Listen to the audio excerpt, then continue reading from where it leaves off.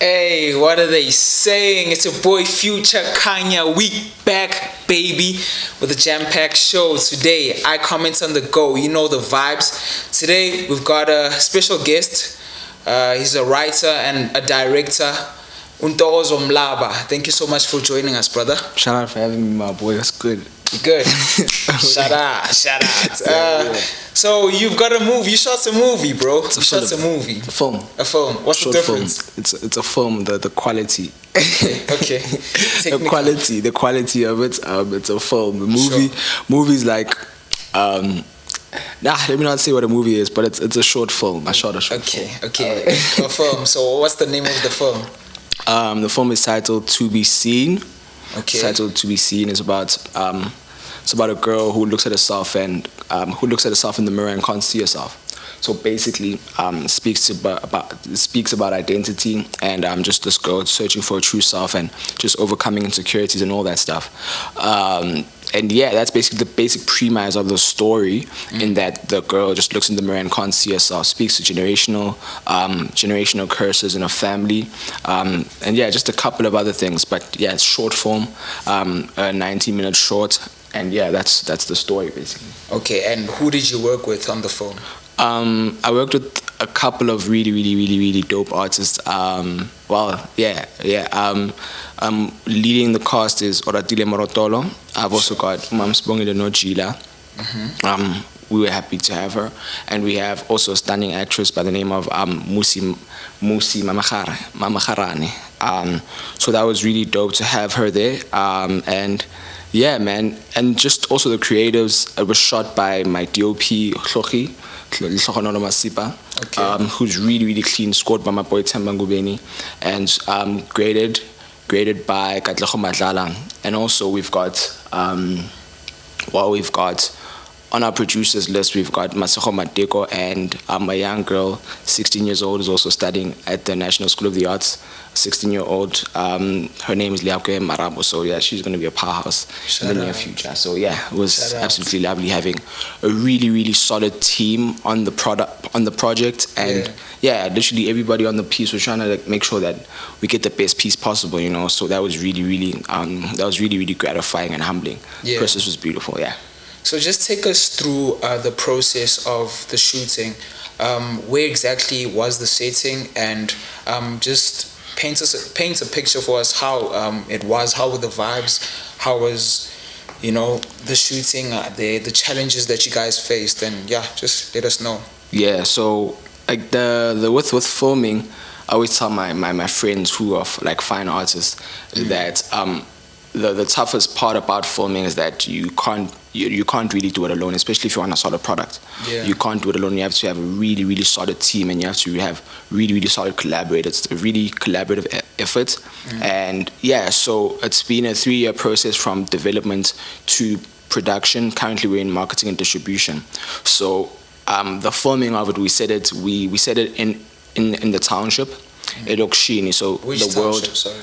The world of it is set in a township, right? Okay. Now the setting of it and the place that we shot are two different things. We shot Eps-8 Elokshini in the East Rand. Shout out to the community of Eps-8 who really were welcoming and were very helpful while we were shooting the film. And yeah, we basically shot it there. But the world of the story is totally different, which is why we had such difficulties with like filming and everything, because of the setting. The world of the story is not necessarily the setting that we're in. I don't know if that makes sense, but yeah, these people are in their own world. The characters are in their own world. So it's basically just a dreamlike world that these people will live in. But it's isekasi, but in their minds, like it's literally, it almost gives off a period PC kind of vibe, which is what you also get if you look at the costume design that we went for. But it wasn't necessarily a period piece. These people are just living in their own world, but basekasi. So yeah. And how long did you guys shoot for? It was a 2-day shoot. Really hectic 2-day shoot. We got it done in 48 hours. And yeah, that was, I guess, with the help of the producers and just the whole team, making sure that we would get a quality production in the time allocated. And it was really tough because we shot a lot of our morning scenes at night inside the house because we just manipulated the light from outside. Yeah. So that required a really great lighting team. Shout out to our gaffer and his team. So that really required a really good lighting team. And just because also load shedding hit, right? But we actually finished out with just a minute after we shot our last scene. Load shedding struck. So I think like that was just really God's hand on the piece and making sure that everything came together really well. So yeah. To be seen. So why that name? To be seen. Basically, the premise, like I said, the premise of the story is that this girl looks into the mirror and can't see herself. So to be seen is obviously it derives from the idea that like how do you see yourself, you know? This it speaks to how this person interprets her meaning of what beauty is, you know, and just her inability to see herself speaks to that. So to be seen, the relationship that she shares with the grandmother, I think I don't want to give too much of the story away, but that's basically it's to be seen. It's I think it would really make a lot more sense to see the story because it's layered in a lot of subtext in that, just it being to be seen, because it's not just about it plays on the metaphor of not being able to see oneself, but it speaks to like one's own self-worth in a sense. So yeah. Okay. And what's your intention with the film? So the intention with the film is actually really exciting. This is I'm gonna package the film as a trilogy. Okay. Which I don't think I want to delve too much into right now, just, you know, for the sake of like making sure that it happens. Sure. So yeah, before counting your chickens before they hatch, I don't want to do that. But yeah, I'd really like to package the film as a trilogy. This is the first of the trilogy, and it's just going to be set in the same world, and basically my take on the issues that, you know, that plague the hood. Yeah, and that's how it's going to be packaged. Basically, that's how it's going to be distributed. So in the next coming years, I'll be shooting my next short, and thereafter the final of the trilogy. So that's like that. Those are the intentions with the film. It's just taking it into the world. But currently, with this short, we wanna go to. We're actually screening at the Bioscope on the 22nd and 23rd of October. Okay. So if you're around Joburg, or if you know anybody who's around Joburg, let them know to come through Where to exactly the Bioscope in Joburg? In Mill Park. It's near Oakland Park, Stanley 44. It's a really dope spot. So if you're trying to get lunch before you come to the screening, you can do that. If you're trying to take somebody out and impress somebody, do that. Bring them through to come watch really some dope cinema. And yeah, it's an independent cinema that's at Stanley 44. And yeah, tickets are limited, only 120 rands. But yeah, come through and just see independent work. And yeah, this film was totally funded by us. It's funded by us. There's no external funding or company funding type of thing. And yeah, so it's totally independent, and yeah, just a really a big passion project that we just pushed as a team. So yeah. Can people still contribute with funds, and if so, how can they so do that? The IG handle is we're to be seen on IG, to be seen on TikTok.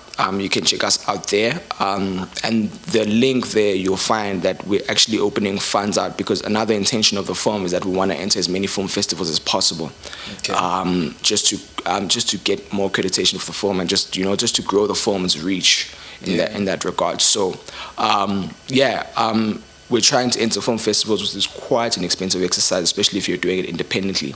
So we've opened it up to the public to just do a crowdfunding in terms of donations. If people are keen to donate into the film, and just it's reaching out, having legs into international film festivals, they can do that. The link is on To Be Seen Film on Instagram, so you can just check that out. The link is there. You can also buy your tickets on the same link. So yeah, that's how people can make donations. That's how people can contribute to just pushing the piece forward. But yeah, it's a really, really exciting piece, and I learned a whole lot, especially about film. It being my first short, and me not having studied film. You know, I'm a creative at heart, but I'm studying something totally different. So, but it's been a really, it's been a labor of love. It's been a beautiful project. It's been a beautiful process with very, very beautiful people who are amazing creatives and who are going to be leading the industry in the next few years. So it's really, really exciting. I'm excited to see that. For those who do follow your work, they have noticed you have dropped offerings, you know. Why would you regard this as, it seems like this is your first official offering? Why would you regard this as basically, because I didn't go to film school, I had to do practicals by myself.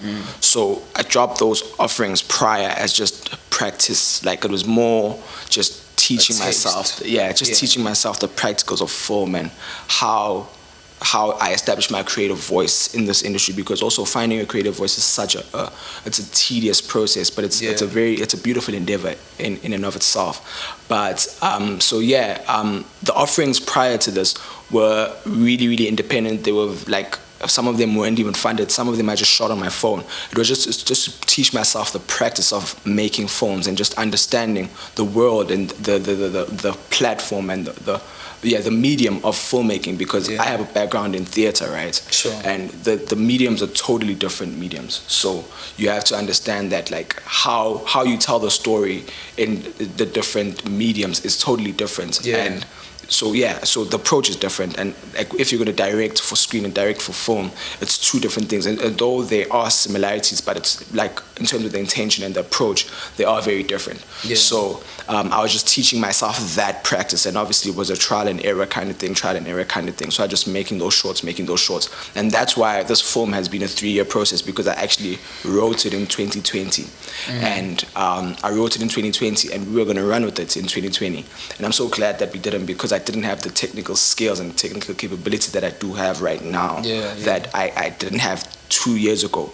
But because I was able to go through this process of making those offerings and make terrible work and make work that I'm not really happy about and make all of that stuff, you know, now here I am, and I've got the skill, I've got the capabilities, and I've got, I'm still young, and I there are still things that I know that there's a lot to learn, but just in the information that I've amassed and the knowledge that I've amassed over these 2 years, you know, I thought that it was enough for me to just, you know, push this. This is basically like my graduate film, in a sense, you know, to my graduate film in my own film school. So so that's why it's different from all the others. It's my first offering. It's my first official Ntokozo Mlaba offering, and from here on there's going to be a lot more. So and a whole lot better, and it's just so exciting, the idea that, like, our best work is ahead of us, you know. Because, like, there's so much to learn, there's so much opportunity to grow, and it's really, really exciting. And the prospects of South African independent filmmaking, short filmmaking in South Africa is really, really growing. I've had the privilege of seeing a lot of people's work over the past month or so. People sending me their work, people saying, yo, I made the short, people seeing that I made a short and wanting me to see their work. And you're like, you know, there's so much strength in young people's storytelling, and there's so much strength in short form storytelling, and so much power in it, that you're getting this point across in such a short space of time, and you're getting a story, because a story has to have a beginning, middle, and end, and you're getting the story in such a short space of time. And the most exciting thing about it is that we all have our different creative voices. You know, like, if we had a brief now that said, okay, Nkais, bro, Kanya, get your own. Let's shoot a film about Slicker on life and his process, and maybe if it's going to be a narrative or a docu. But that also speaks to creative voice. So the example that I'm making now is that we all have different creative voices, you know, and it's so important to find yours and stick to it. It's good to be inspired, but, you know, there's a reason why you want to be an artist, or there's a reason why you have this urge to be an artist, is because there's this thing that's inside of you that's burning, and you want to share with the world. And the moment you try to replicate another person, another artist, you miss that distinction of your creative voice. And there's so much beauty that can come from you. So for example, if we had to share a Slick on Life story, I'd probably go a narrative and maybe write an autobiography. You'd go a docu way and do a docu, and the way it's two different things, and they can both be good, but because of our two different creative voices, even if you do a narrative and I do a narrative short of a biography, it's going to be two different things because it's two different creative voices. So I think that's what's most exciting about like seeing that we all have these creative voices, and it's just really, really beautiful to see that, like, I've found mine and I'm grateful, and that's why I had to do this short and run with it, bro. Shout out. And do you have a bucket list of people you'd like to work with? Just a quick one, just a wrap bucket things list up, of people that you really want to see this film. Oh, to see the film, or to work with, or see the film. Both. To work with, bucket list, top of it. Locally, I had to say the Bab Jamil Eps-8 Kubega, the gentleman that did Blood Sounds. Okay. I think him and Miss Leila Swart, their team is freaking phenomenal, and the work that they've been able to do over the past few years it's so beautiful, because I feel like they're creating their own industry, they're going their own way, like you're seeing all of these stories that that are like this, and they doing their own thing, and like their own narrative, like they're really competing on a world platform. And bucket list, Mr. Eps-8 Kubega, Jamil Eps-8 Kubega. Sure. In terms of the directing world, Mr. Angus Gibson from Bomb. Okay. I'd absolutely love to work with him sometime. Actually, I've told him this. It's gonna happen.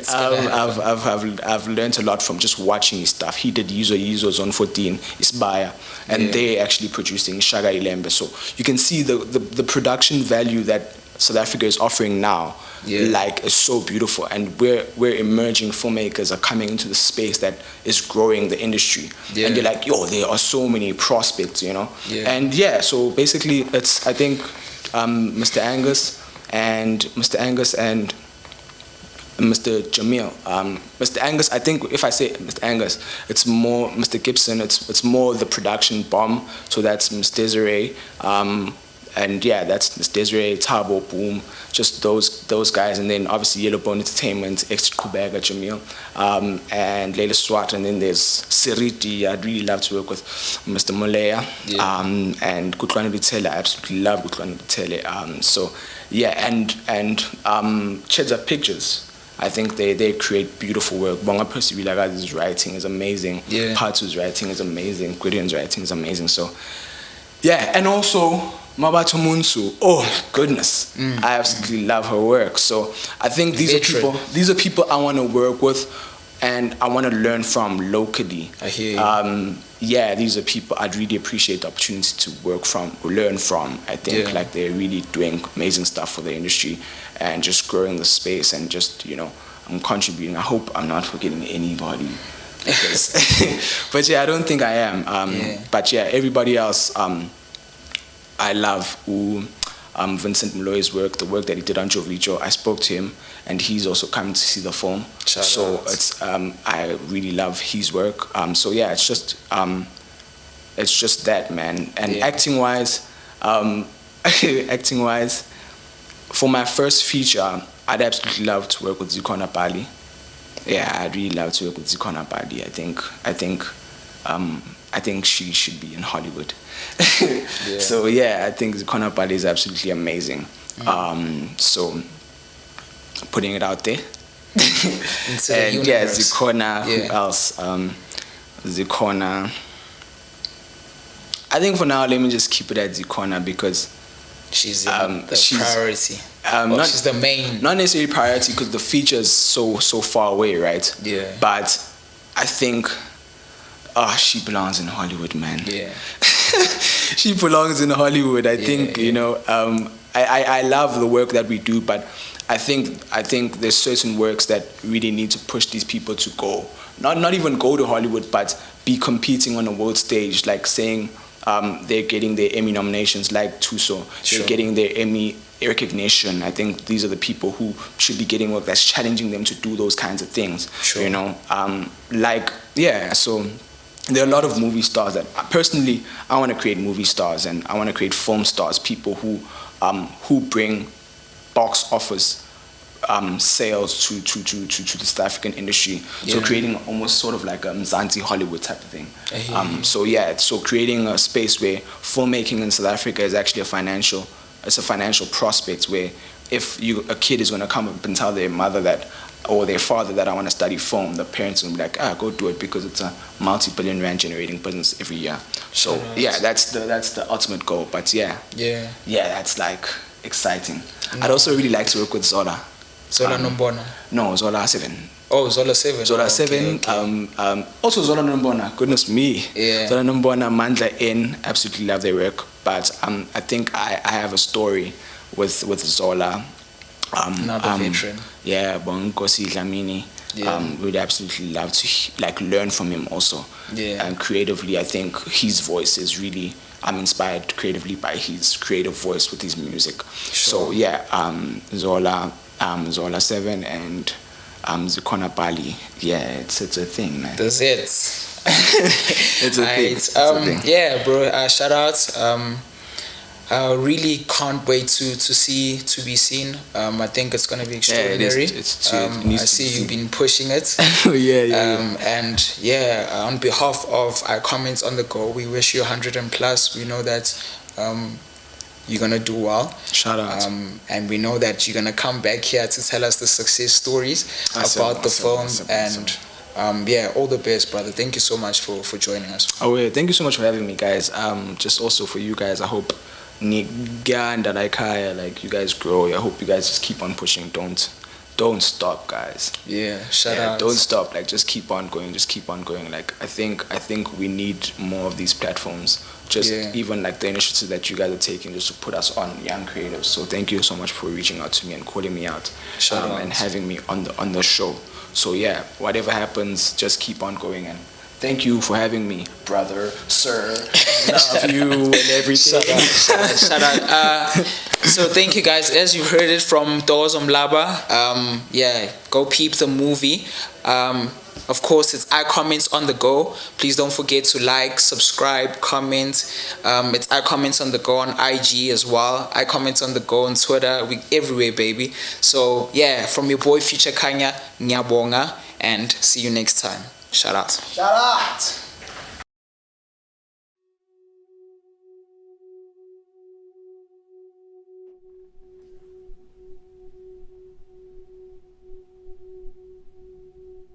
O reng ka nna kgono o bona eng ge o ntebeletse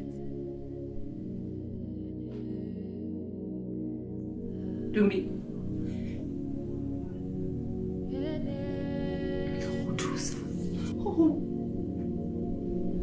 go thusa ke batle ke ne ke le ka go thusa ke batle